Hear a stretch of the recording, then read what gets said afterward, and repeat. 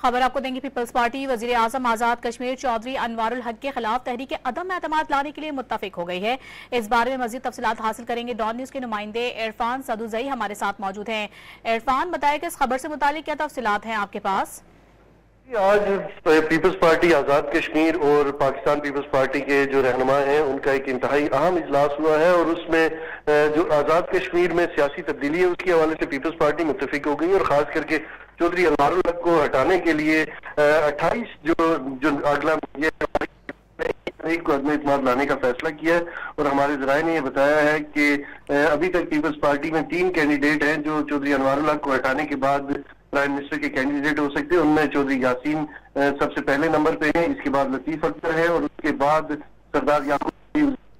तो आज बुनियादी तौर पर जो पहला इजलास हुआ है उसमें बड़ी तफसीली मुशावरत की गई है और उसके बाद पीपल्स पार्टी के रहनुमा सदर रवाना होंगे और वहाँ पे आज के फैसले से मुतालिक तमाम जरदारी के सामने जरदारी करेंगे कि तो पीपल्स पार्टी की जानिब से चौधरी यासीन, चौधरी लतीफ और दीगर मजबूत उम्मीदवार हैं। तफसीलात बताते इरफान, आप शुक्रिया आपका।